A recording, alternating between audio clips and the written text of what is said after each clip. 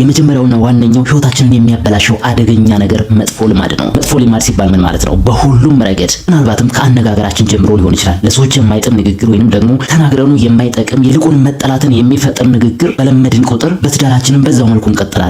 ብዙዎች ባለትዳሮች የሚጣሉት የሚጋጩት ስምምነት በቤታቸው የጠፋው የሀብት መቸገር አይደለም። ገንዘብ አጥሯቸው የሚመገቡት የሚለብሱት አጥሯቸው አይደለም። አብዛኝ በሚባል ደረጃ ከንግግር አለመጣጣም ነው። ይህ የሚሆንበት ምክንያት ደግሞ መጥፎ ልማድ በህይወታችን አሳድገን በትዳራችንም አብሮ እንዲቀጥል እንፈቅድለታለን። ከሰዎች ጋር እንዳንስማማ ንግግራችን የተስተካከለ እንዳይሆን ያደርገናል። ለምሳሌ ሰዎች ሲያወሩ መሳቅ የለመደ ሰው በምንም ተአምር ከሰው ጋር ሊግባባ አይችልም። ይህ መጥፎ ልማድ ነው። በማህበራዊ ግንኙነቱ ከሰዎች ጋር ባለው ንግግር ባለው ሪሌሽን ሰዎች የማይወዱትን በሰዎች ዘንድ የሚጠላን ባህሪ ዴቨሎፕ ማድረግ ማለት ነው መጥፎ ልማድ ከንግግራችን ስንነሳ ማለት ነው። በሌላው ረገድ ደግሞ ጊዜያችንን ዌስት እንድናደርግ ራሳችንን እንድንረሳ አቅማችን ደካማ እንደሆነ እንድናስብ የሚያደርገን መጥፎ ልማድ ውስጥ መዘፋቃችን ነው። መጥፎ ልማድ ማለት በህይወታችን ከመጉዳት ባለፈ ምንም አይነት ጥቅም የሌለው ልማድን መልመድ ማለት ነው። ለምሳሌ ሴቶችን ውበት አፕሪሺየት ማድረግ የለመደ ሰው ይህ ልማድ ትዳር ከያዘን በኋላ ከትዳር ውጭ ያሉትን ሴቶች ውበታቸውን አፕሪሺየት የሚያደርግ ከሆነ ይህ መጥፎ ልማድ ነው። አብሮት ማደግ የማይገባው አብሮት ሊቀጥል የማይገባው በጊዜ ሊያስቀረው የሚገባው መጥፎ ልማድ ነው። ምክንያቱም ትዳሩን የሚረብሽ ነገር ስለሆነ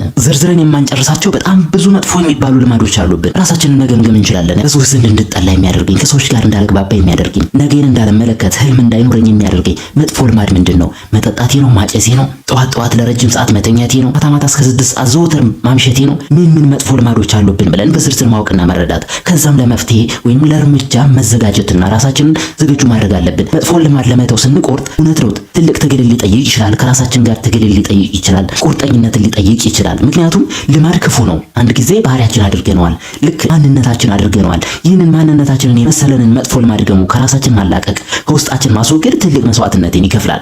አንድ ሰው ከሱስ ለመውጣት ከሱስ ለመላቀቅ ትልቅ መስዋዕትነትን ይከፍላል። ራስ ምታት ሊይዘው ይችላል። በጣም ብስጩ ሊሆን ይችላል። ተናዳጅ እንዲሆን ያደርገው ይችላል። ከሱስ ለመውጣት በሚያደርገው ትግል ውስጥ የፍላጎቱ ከፍተኛ መሆን ራሱን ስለሚፈታተነው ለአይምሮ ጭንቀት፣ ብስጭት፣ ለህመም ሁሉ ሊዳረግ ይችላል። እነዚህን ሁሉ ግን ማሸነፍና መርታት ሲችል ነው መጥፎ ልማድ ከምንለው ከሱሰኝነት መላቀቅና መራቅ የምንችለው ማለት ነው። ይህ መጥፎ ልማድ ህይወታችንን የሚያበላሽ የሚበርዝ ነጋችንን እንዳንመለከት አይናችንንና ልቦናችንን የሚጋርድ አደገኛ ጠላሸት ነው እያልኳቸው ነው። ከእንደዚህ አይነት መጥፎ ልማዶች ልንላቀቅ ያስፈልጋል።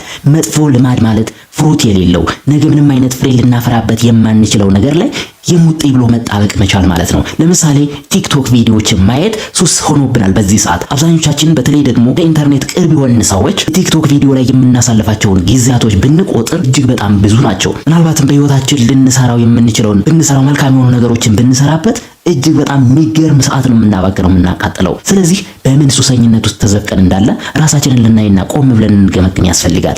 እኔ በምን ሱስ ውስጥ ነው ያለሁት? በዚህ ብለን ልንዘረዝራቸው ያስፈልጋል። በጽሁፍ እናስቀምጣቸው። ከዛ በኋላ እነዛ ለጻፍናቸው መጥፎ ልማድ ናቸው ብለን ያመንባቸው ክስተቶች አሉ አይደል? ልማዶች አሉ። እነዚህ ልማዶች ለማስወገድ ምን ተግባራቶችን መፈጸም አለብኝ? ከዛሬ በኋላ በዚህ መልኩ እነዚህ ልማዶችን ማስወገድ አለብኝ ብለን ቆርጠን ልንወስንና ልንነሳ ያስፈልጋል። ሁለተኛው ህይወታችንን የሚያበላሹ የሚበርዙ ነጋችንን ጨለማ እንደሆነ አድርገን እንድንመለከት የሚያደርጉ ነጋችንን እንዲበላሽ የሚያደርጉብን ባህሪ ውስጥ ትኩረትን መበተን። ማንም ሰው ትኩረቱ የሚበተን ከሆነ አንድ ነገር ላይ ታርጌት እስካላደረገ ድረስ በህይወቱ ለውጥ የሚያመጣ ስራን መስራት አይችልም። ትልቅ ስኬት ማማ ላይ መድረስ አይችልም። አትኩሮቱ የሚበተን ከሆነ ለምሳሌ ንግድን ሲመለከት ነጋዴ መሆን የሚያምረው ከሆነ፣ ተማሪዎችን ሲመለከት መማር የሚያምረው ከሆነ፣ ኳስ ተጫዋቾችን ሲመለከት ኳስ መጫወት የሚያምረው ከሆነ፣ ሯጮችን ሲመለከት ሯጭ መሆን የሚያምረው ከሆነ ይህ ሰው የአትኩሮት መበተን ልማድ አለበት ማለት ነው። ስለዚህ ታርጌት ፉል ለመሆን ራሱን ማዘጋጀትና ችግሮችን መፍታት አለበት። አይምሮ የሚበተነው አመለካከት የሚበተነው ለምንድን ነው? በትክክል ከችሎታው ከአቅሙ ከውስጥ ፍላጎቱ ጋር የሚስማማ ወይንም ደግሞ የሚወደው አይነት ስራን ሰሌክት አድርጎ በዛ ላይ ታርጌት ፉል ሆኖ ስራውን ለመስራት ቆርጦ መነሳት ነው እንጂ ስኬታማ የሚያደርገው አይምሮአችንን የሚበትኑ ነገሮች ዓለም ላይ በጣም እልፍ ነገሮች ናቸው። በተለይ ደግሞ በዚህ ዘመን ሶሻል ሚዲያ በሁሉም ቤት በገባበት ዘመን አትኩሮታችንን እኛው እስካልሰበሰብነው ድረስ ሁሉም የምናየውም የምንሰማውን ነገር የምንነካውም ኤቭሪቲንግ አትኩሮታችንን የሚበትን ነገር ነው እያልኳቸው ነው። ስለዚህ አትኩሮታችንን በአንድ ነገር ላይ ብቻ እናደርግ። አትኩሮታችንን አንበታት ነው። ያየነው ነገር ሁሉ የሚያዋጣ አይምሰለን። እኛ ያየነው ነገር አይደለም የሚያዋጣን። ቆርጠን የሄድንበት ኮሚትድ ሆነን አቴንሽናችንን ሰጥተን የምንጓዝበት የምንወጣ የምንደክምበት ነገር ብቻ ነው እያልኳችሁ ነው። ለውጥ ልናመጣበት የምንችለው ስኬት ልናስመዘግብበት የምንችለው ገቢያችንን ልናሳድግበት የምንችለው የወደድነውን ወይንም ደግሞ የተመኘነውን ሳይሆን የደከምንበትን ነው እያልኳችሁ ነው። ስለዚህ የምንደክምበትን አቅማችንን ኢንቨስት የምናደርግበትን ነገር እንምረጥ። አቴንሽናችን የሚበተን አትኩሮታችን የሚከፋፈል ከሆነ ፖቴንሻላችን አቅማችንን በዛው ልክ ነው የሚበታተነው። ገንዘባችንን የምናወጣው ለተለያየ ነገር ነው። አቅማችንን ወይንም ደግሞ ጉልበታችንን እውቀታችንን የምናባክነው ለተለያየ ነገር ነው። በዚህም ለስኬት በሚበቃ መልኩ አቅማችንን መጠቀም እንዳንችል እንበትነዋለን ማለት ነው። ትኩረትን መበተን በህይወታችን መስራት የሚገባንን ነገር በትክክል መስራትና መከወን እንዳንችል አቅማችንን የሚበትን የሚያዳክመን ነገር ነው ማለት ነው። የገንዘብ አቅማችንን፣ የጉልበት አቅማችንን፣ የእውቀት አቅማችንን፣ የጊዜ አቅማችንን ሁሉንም ሉዝ የምናደርግበት ግራና ቀኝ በትነን አቅማችን በአንድ ቦታ ሳይሰበሰብ ስለሚቀር ምንም አይነት ጥሩ ነገር እንዳንሰራ የሚያደርገን ነገር ነው። ስለዚህ አትኩሮታችንን በአንድ ነገር ላይ እናድርግ። ባመንበት በወደድነው ከውስጣችን ችሎታ ጋር በሚስማማ ነገር ላይ አትኩረን ግራና ቀኝ ሳንወዛገብ በዚህ የሚያዋጣ ቢዝነስ አለ ሲሉን ግራና ቀኝ መለስ ሳንል ወይንም ደግሞ ሳንወዛገብ በዚህ እኮ ሰዎች ሚሊዮነር የሆኑበት ያለ የሆነ ነገር አለ ሲሉን ወደዛ ሳንጓዝ ራሳችንን በአንድ ነገር ላይ ኮሚትድ አድርገን ምናልባትም ለምሳሌ ሶሻል ሚዲያ ቢውልዲንግ ላይ ከሆነን ዩቲዩብ እየሰራን ከሆነ በዛ ነገር ላይ ብቻ ኮሚትድ ሆነን ወደፊት መጓዝ አለብን። እዚህ ጋር ኦንላይን ቢዝነስ ተጀምሯል ሲሉን ኦንላይን ቢዝነስ ለመስራት ተፈተፍ፣ እዚህ ጋር ንግድ እኮ በጣም አዋጭ ነው ሲሉን ደግሞ ንግድ ለመጀመር፣ እዚህ ጋር እኮ ስፖርት ብትሰራ ሲሉን ደግሞ ስፖርት ለመስራት መሯሯጥ። ይውላችሁ አቴንሽናችንን አትኩሮታችንን ግራና ቀኝ መበተን አቅም የለሽ እንድንሆን ያደርገናል። በምንም ዘርፍ ስኬታማ እንዳንሆን ያደርገናል እያልኳችሁ ነው። ሶስተኛው ህይወታችንን የሚያበላሸው አደገኛው ነገር ጊዜን ማባከን።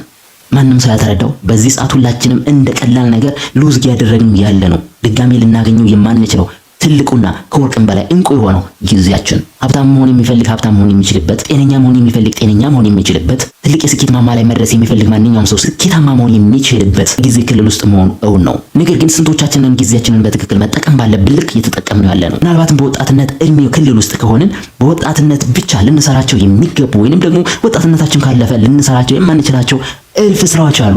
ምን አለ ወጣት በነበርኩበት ዘመን ይህንን ስራ ጀምሬ ቢሆን ነው፣ ይህንን ኔትወርክ ገንብቼ ቢሆን ነው። ነገ የምንናደድባቸው የምንቆጭባቸው እልፍ ተግባራቶችና ስራዎች አሉ። እነዛን ስራዎች በአይምሮአችን ልናስብና ልንረዳ ያስፈልጋል። ምን አይነት እድሎች በአጠገባችን እያለፉን እንደሆነ እንመልከት። እልፍ ወጣቶች በዚህ ሰዓት በተለይም ደግሞ ሶሻል ሚዲያው ላይ ተሳትፈው ስራዎችን እየሰሩ ነው፣ ነጋቸውን እያሻሻሉ ነው፣ ህልማቸውን እውን የሚሆንበትን መንገድ መርጠው እየተጓዙ ነው። ብዙዎቻችን ግን በሚባል ደረጃ ጊዜያችንን ሉዝ እያደረግን ነው። ሰዎች ገቢያቸውን ጀነሬት የሚያደርጉበትን ሶሻል ሚዲያ ቢውል ሲያደርጉ እኛ ደግሞ ጊዜያችንን ሉዝ የምናደርግበትን የቲክቶክ ቪዲዮ በማየት የዩቲዩብ ቪዲዮዎችን በማየት ፈኒ የሆነ ቡልሽት የሆኑ ቪዲዮዎችን በመመልከት ጊዜያችንን እንደ ቆሻሻ እያቃጠልነው ነው ወዳጆቼ። ስለዚህ ከምንም በላይ ለጊዜያችን አትኩሮት ልንሰጥ ያስፈልጋል። በ24 ሰዓት ውስጥ ስንት ሰዓትን ነው ለቁም ነገር የምንጠቀመው? ነጋችንን ለማሻሻልና ለመቀየር ብለን ቁጭ ብለን ቁም ነገርን የምንሰራበት ለስንት ሰዓቱ ክልል ውስጥ ነው? እስኪ እንገምግመው። ከዚህ ሰዓት እስከዚህ ሰዓት ይህን እሰራለሁ፣ ከዚህ ሰዓት እስከዚህ ሰዓት እዝናናለሁ፣ ከዚህ እስከዚህ ጤንነቴን ለመጠበቅ ስፖርት እሰራለሁ፣ ከዚህ እስከዚህ ቢዝነሴን ራን አደርጋለሁ።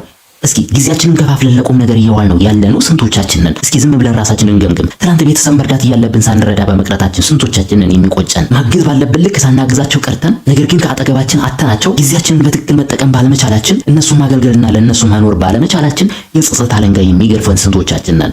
መፍትሄዎች ሁሉ ያሉት በጊዜ ውስጥ ነው። ማደግ ያለው በጊዜ ውስጥ ነው። መለወጥ መሻሻል ያለው በጊዜ ውስጥ ነው። መርዳት፣ መረዳዳት፣ መፋቀር፣ ማፍቀር ያለው በጊዜ ውስጥ ነው። ስለዚህ መሆን ያለበትን ብቻ አድርጉ እንጂ ጊዜ ስላላችሁ ወይንም ደግሞ ስለቻላችሁ ማየት ስለቻላችሁ ዲኤስቲቪ መግባት የምትችሉበት ጊዜ ገንዘብ ስላላችሁ ዝም ብላችሁ ህይወታችሁን አታቃጥሉ እያልኳችሁ ነው። ጊዜ ማባከን የሚለው ላይ አትኩራችሁ ስሩ። ህይወታችንን በብዙ የሚያበላሸው ጊዜ ማባከን ነው። ዛሬ ዓለማችን ላይ ትላልቅ ተጽዕኖ ፈጣሪ ሰዎች ናቸው ብለን የምናምንባቸው ወይንም ደግሞ ዓለምን እያስደመሙ ያሉት ድንቅና ተወዳጅ ሰዎች ትናንታቸውን በትክክል መጠቀም በመቻላቸው ጊዜያቸውን ሴቭ አድርገው መዋል ባለባቸው መልኩ መዋል ስለቻሉ ብቻ ነው እንጂ የተለዩ ሆኖ አይደለም። ከሰው ፍጥረት የተለዩ ሆኖ አይደለም። ጊዜያቸውን ማኔጅ አድርገው ነው የተጠቀሙት ትናንት። አንተ ይህንን ቪዲዮ እየተከታተልክ የምትገኘው ጊዜን በምን መልኩ እየተጠቀምከው ነው? ነገን እየገነባህ ለመሆኑ እርግጠኛ መሆን አለብህ። ነገ ለማኝ ትሆናለህ። ነገ ከሰዎች እጅ የምትጠብቅ ለማኝ ትሆናለህ እያልኩ ነው። ዛሬ ይህን ስራ፣ ጊዜን በትክክል ተጠቀም። አራተኛው ህይወታችንን በብዙ የሚያበላሸው አደገኛ ጎጂ ነገር ምንድነው? ለሰዎች አብዝቶ መጨነቅ። በጣም እልፍ ጉዳቶች ነው ያሉት። ለሰዎች መጨነቅ ማለት ስራችንን በትክክል እንዳንሰራ፣ ያመንበት ህይወት መንገድ መጓዝ እንዳንችል፣ ያመንበትን ማንኛውንም ቢዝነስ ለመጀመር ዲሳይድ ማድረግ እንዳንችል የሰዎችን አፕሩቫል መጠበቅ ማለት ነው። ሰዎች ምን ይሉኛል የሚል ሐሳብ ውስጥ መግባት፣ በእኛ ህይወት ላይ አንዳች አስተዋጽኦ ለሌላቸው በዙሪያችን ላለው ማህበረሰብ መጨነቅ ማለት ነው። ምን ይሉኛል ብሎ ይህንን ስራ ሰራ ሰው ምን ይለኛል፣ ይህን ቢዝነስ ሲጀምር ሰው ምን ይለኛል። በእኛ ህይወት ላይ ምንም አይነት አስተዋጽኦ ለሌለው ሰው አብስቶ መጨነቅ። እኛ የሰዎችን ክብር እስካልነካን፣ ስብዕናቸውን እስካልነካን፣ በሃይማኖታቸው በዘራቸው እስካልነካን፣ በእነሱ ማንነት እስካልደረስን፣ እስካልነካናቸው ድረስ ያዋጣናል፣ ይጠቅመናል፣ ለኔ መልካም ነው ብለን ያመንበትን ማንኛውንም ስራ ለመስራት መቁረጥ አለብን። ለሰዎች አብስቶ መጨነቅ ጅልነትም ሞኝነትም ነው። ምክንያቱም የተጨነቅንላቸው ሰዎች በእኛ ህይወት ላይ ምንም ቫልዩ የላቸውም እያልኳችሁ ነው። ለምሳሌ አንድ ዩቲዩበር አደባባይ ላይ ቆሞ ህዝብ መሃል ቆሞ መቅረጽ ያለበትን ቅርጽ አለው ብሎ ሲያስብ ምን ይመጣለታል? ሰዎችስ ምን ይላሉ? እዛ የተሰበሰቡት ምንም ይበል ዶንት ኬር። እዛ ሪከርድ ለማድረግ ህጉ እስከፈቀደልኝ ድረስ ሪከርድ ማድረጌ ለኔ መልካም ነው ብዬ እስካመንኩት ድረስ ለኔ የሚጠቅመኝ መሆኑን እርግጠኛ እስኮንኩበት ድረስ አይ ዶንት ኬር። ስለነሱ የሚያገባኝ ነገር የለም። ምን የሚበሉ እነሱ በአመለካከታቸው ልክ ስለኔ ብዙ ነገር ሊሉ ይችላሉ። ምናልባትም በእውቀታቸው ልክ፣ በአመለካከታቸው ልክ፣ ለኔ ባላቸው ምልከታ ልክ ምናልባትም ፖዚቲቭ ምልከታ ሊኖራቸው ይችላል፣ ኔጌቲቭ ምልከታ ሊኖራቸው ይችላል። የኔ ማደግ ሊያስቆጫቸው ይችላል። እኔ እንዳልወድቅም አስበው ሊሆን ይችላል። ሁሉም እንደየግል አመለካከታቸውና እውቀታቸው፣ ችሎታቸው፣ ሰብአዊነታቸው ልክ ብዙዎች ብዙ ነገርን ሊሉ ይችላሉ። እኛ ግን ባመንበትና እርግጠኛ በሆንበት መንገድ ላይ መጓዝ ብልህነትም አስተዋይነትም ነው። ስለዚህ አራተኛው ህይወታችንን በብዙ የሚያበላሸው አደገኛው ነገር ምንድነው? ለሰዎች አብዝቶ መጨነቅ። ለሰዎች እንዳትጨነቁ እያልኳቸው ነው። አክብሩ፣ ሪስፔክት ስጧቸው፣ ክብር ስጧቸው፣ የሚገባቸውን ሁሉ አድርጉላቸው። ከዛ ውጪ በህይወታቸው ጣልቃ እንዲገቡ አትፍቀዱላቸው። የምትጓዙበትን መንገድ እንዲመርጡላቸው አትፍቀዱላቸው። ዲሲሽን ሜከር ሁኑ፣ የውሳኔ ሰው ሁኑ።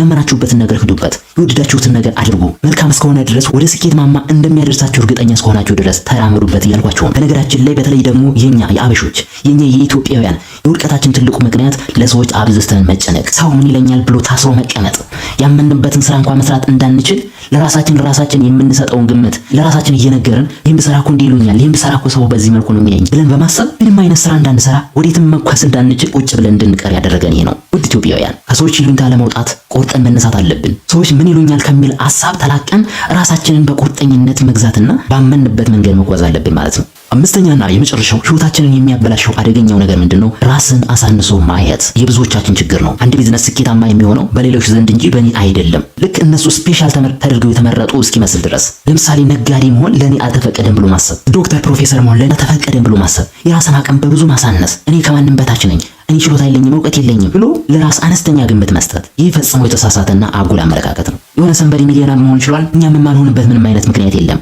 ትልቁ ጥያቄ ሚሊዮነር መሆን በሚያስችለኝ መንገድ እየተጓዝኩ ነው ወይ?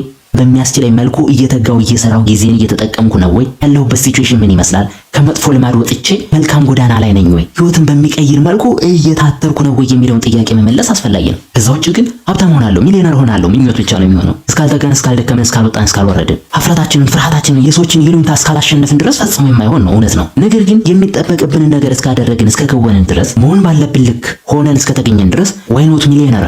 ለምንድነው ሚሊዮነር የማትሆነው? መሆን ትችላለህ ወዳጅ። ምክንያቱም ትናንት ድሃ የነበሩ አይደርሱም የተባሉ እልፍ ሰዎች ባላቸው ትልቅ የሆነ ፍላጎትና ጥረት ትግል ስኬታማ መሆን ችለዋል። ዓለምን የሚያስደምሙ እልፍ ትናንት ወድቀው የነበሩ ትልቅ የስኬት ማማ ላይ የደረሱ ሰዎች አሉ እያልኳቸው ነው። እናንተም የምታውቋቸው እልፍ ናቸው። ለዚህ የተለያዩ ፖድካስቶችን ማየት አስፈላጊ ነው። እነማን ከየት ተነስተው የት ደረሱ የሚል ታሪክን መስማት አስፈላጊ ነው። ምክንያቱም ለኛ ጥንካሬና ፖቴንሻልን ያድለናል። አሁን ያለንበት ቦታ ለነገ ለውጣችን ስኬታማ ለመሆናችን በቂ እንደሆነ እንድንረዳ ያደርገናል። ፖድካስት እንስማ ምክሬ ነው። ራስን አሳንሶ ማየት ህይወታችንን በብዙ የሚያበላሽ አደገኛና መጥፎ መርዝ ነው። እነዚህን 5 ነገሮች ከህይወታችን በማስወገድ ትልቅ የስኬታማ ማማ ላይ መድረስ እንድንችል ያደርገናል። መለወጥ ባለብን ልክ እንድንለወጥ፣ መሻሻል ባለብን ልክ እንድንሻሻል፣ መርዳት የሚገባንን ሰው መርዳት በምንችልበት አቅም ላይ እንድንገኝ፣ ደስተኛ መሆን እንድንችል፣ የውስጥ ሰላማችን የተረጋገጠ እንዲሆን እንሆናለን። መቼ? እነዚህን 5 ነገሮች ከህይወታችን ማስወገድ ስንችል። የዛሬው መልእክት ይሄ ነበር። አብርሽ ነበርኩ በዳጉ ቶፕ ቲዩብ። ሀሳቡን ከወደዳችሁት ለብዙዎች ይደርስ ዘንድ ላይክ እና ሼር በማድረግ አጋሩ። እኔንም አበረታቱኝ። ለቻናሉ አዲስ ከሆናችሁ ሰብስክራይብ በማድረግ ቤተሰብ ሁኑ። ቁም ነገርና ህይወት ቀያሪ ሀሳቦችን ብቻ ታገኙበታላችሁ። ዘወትር የመለቃቸው አዳዲስ ቪዲዮዎች እንዲደርሳችሁ ኦል የሚለውን ኖቲፊኬሽን ምልክት ተጫኑ። ሀሳብ አስተያየታችሁን ኮሜንት ቦክስ ላይ አሳውቁኝ። አብራችሁ ስለነበራችሁ ከልብ አመሰግናለሁ። ሰላምና ጤና ከእናንተ ጋር ይሁን። በሰላም ቆዩልኝ።